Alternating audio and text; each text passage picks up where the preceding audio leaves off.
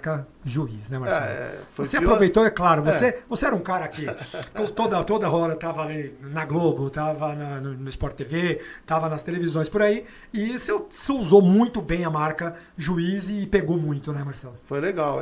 Hoje agora tem pizzaria do juiz, tem academia do academia do juiz. Abraço pro Salinha aí, um abraço pro nosso amigo Salinha aí. Mas a choperia do juiz foi a primeira. É verdade. Entendeu? E agora tem o podcast de juiz. Agora tem o podcast de juiz. Se Deus quiser, vai ser a mesma vibe de você aí, que com certeza teve um grande sucesso na choperia, e tiro o chapéu para o que você conseguiu fazer. Porque eu sei que não é fácil lidar com a vida de arbitragem, família, negócio. Eu já tive tudo isso e é muito complicado mesmo. Porque não é só os jogos, né? As pessoas imaginam que é só os jogos, mas não é só isso. E a sua família, Marcelão? Com a arbitragem, com essa vida do trabalho, como que era o apoio em casa? Como que a mulher, a dona da pensão, né? Porque ela que comanda a coisa lá. Como que ela lidava com isso? A ausência, né, cara? O problema é a gente estar ausente dos momentos, né? A gente não vê nossos filhos crescerem, entendeu? Até por esse motivo, eu cortei meu vínculo com a arbitragem. Eu encerrei a minha carreira e eu não tenho nenhum tipo de ligação com a arbitragem, a não ser os amigos, né? Eu não faço parte de comissão, não sou observador, não sou quality manager, não faço VAR, porque aí eu continuaria vivendo a mesma coisa, e a minha família, e o meu negócio. Aí eu preferi desligar, foi bom enquanto durou, tudo tem um início, meio e fim, e aí eu me desliguei, agora eu estou tentando compensar a minha ausência com a família, viajando, passando momentos com eles, podendo fazer um churrasco, podendo participar do aniversário, podendo ir numa festa, podendo sair para jantar, porque tudo a gente dependia da escala. Exatamente. A gente fazia a nossa programação em cima da escala. Então, a gente abria a mão do final de semana. Abria a mão do final de semana, abria a mão no meio de semana. Entendeu? Eu sei muito bem como que é isso. A gente realmente abre a mão. Inclusive os árbitros que estão começando, que estão aí, tem uma ilusão de que a arbitragem é muito fácil, só vai ganhar dinheiro. Talvez ganhe um dinheiro, porém é muito complicado essa parte de vida social. Você tem que abrir mão de muita coisa, você tem que se dedicar, treinar muito, estudar demais, e não é só o jogo. Por isso que eu falei que não é só o jogo. Essa parte a arbitragem da família sempre vinha em primeiro lugar, exatamente, né, cara? Entendeu? Não tem como você deixar a arbitragem para segundo plano. Você tentava dividir e conciliar as duas coisas. Mas, infelizmente, vamos ser realistas, a arbitragem vinha em primeiro lugar, porque você marcava um aniversário dependendo da escala. Ou a festa era no domingo ou era no segunda. Se você fosse apitar no sábado, você fazia no domingo. Porque você chegava de viagem e ia direto para a festa. Se você fosse apitar no domingo e a festa fosse no domingo, você mudava a festa para segunda. Então o convite tinha 3 datas, né? Sábado, domingo e segunda, né? Exatamente, eu já vi mesmo convite de aniversário, de casamento, que estava ali a marca no finalzinho do convite, PS, confirmar data da semana, pois pode mudar devido à escala. O árbitro, nós vivemos um momento da arbitragem, cara, que se a gente não pedia dispensa, a gente não abria a mão da escala, até com medo de perder a oportunidade. A gente vai lá pedir dispensa, fica fora da escala, aí você não voltava. Dependendo mais, como fosse, você ficava 2, 3 semanas, 3 rodadas fora e não sabia o porquê. E aí você não voltava mais, cara, exatamente, entendeu? Não? Então você não podia perder a oportunidade.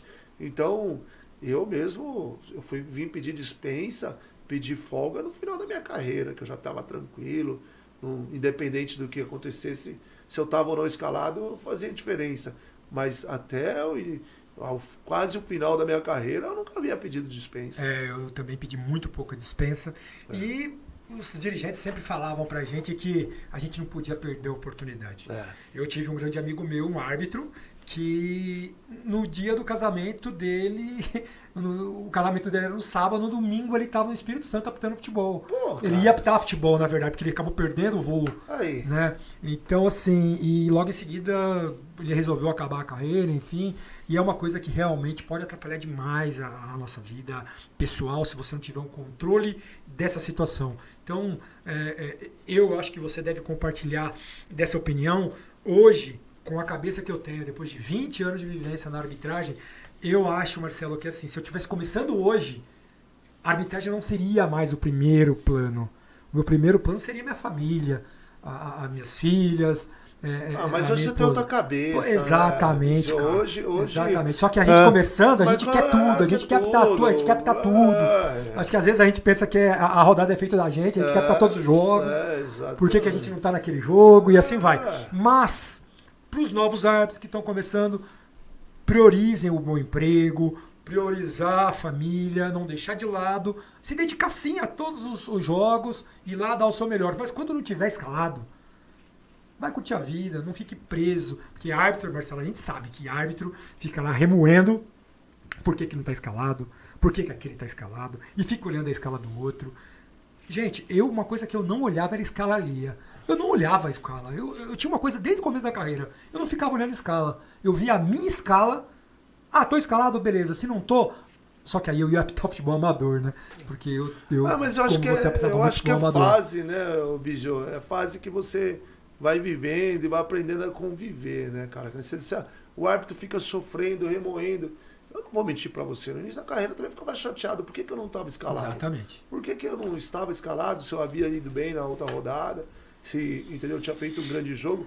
Mas a gente não sabe também o que passa na cabeça do dirigente, que ele às vezes está te preparando para um outro jogo, talvez até mais importante de escalar na rodada seguinte. Exatamente. Entendeu? E a gente não sabe, a gente não recebia um feedback. Então aquilo acabava atrapalhando a gente, né? A gente às vezes ficava até mal-humorado. Quando eu aprendi a conviver com isso, as coisas passaram a fluir melhor, cara. Você entendeu? Eu aprendi que assim, não demorou muito, né? Eu aprendi que se eu não estava escalado, passou. Vou viver aquele momento. E aí eu fui a viver com a família, ia pro parque, ia fazer churrasco, e aí as coisas começaram a acontecer naturalmente, sabe, cara? Quando você está mais leve, as coisas acontecem naturalmente. Não é fácil fazer árbitro hoje, né, cara? Porque temos facilidade de tudo aí, cara. E aí as pessoas não abrem mão. A gente abre a mão de muita coisa, né, Bizio? Sim, a gente abria mão de tudo por causa de uma escala em Araçatuba, né, cara? É verdade. Entendeu? Com todo respeito a Araçatuba. Cruz. Mas era 5 horas de viagem. Ilha Solteira. E apitava o jogo, voltava. Qual foi a viagem mais longa que você foi fazer para apitar futebol, Marcelo? Dentro de um carro da federação ou dentro do seu próprio? Qual foi a viagem mais longa que você fez para apitar futebol? Cara, Tupã, Araçatuba, Presidente Prudente, bate e volta. Bate e volta, Presidente Prudente era direto. A gente ia para fazer o jogo de carro, às vezes com motorista, mas é aquela viagem longa, cansativa. E aí fazia o jogo e terminava o jogo, arrumava a mala, tomava um banho e voltava. Vou te falar, Marcelo, uma vez eu fui para Ilha Solteira. Eu dei sorte, cara. Rapaz, eu fui fazer um sub-20 da segunda era protegido, lá. Não foi? Fazer um sub-20 da segunda lá. Rapaz do céu, foram 13 horas de ônibus para ir e 11 para voltar. Cara, foram assim, vou te falar, você dormia, acordava e você tava longe sempre, cara. Era incrível, assim, ir pra apitar um jogo lá 3 horas da tarde, num sol que, pelo amor de Deus, aquela região faz muito sol. Mas isso ninguém vê, né? Mas não vê, só vê os erros, né? Não, e o pessoal só vê quando a gente tá no pois é. E eu acho que isso, Marcelo, é um problema às vezes, acho que até hoje acontece, às vezes pode acontecer, e quando eu tava atuando, teve um episódio que aconteceu, inclusive, que eu fui fazer um jogo longe, e era um jogo da TV aberta, e nós saímos de madrugada, daqui de São Paulo, chegamos lá exatamente 2 horas antes do jogo, que a gente tem que chegar 2 horas antes do jogo. Rapaz, e quando eu chego lá todo quebrado da viagem e tal, tinha um repórter perto da nossa entrada, e ele perguntou, abismado, por que vocês estão chegando agora? E aí, rapaz do céu, deu um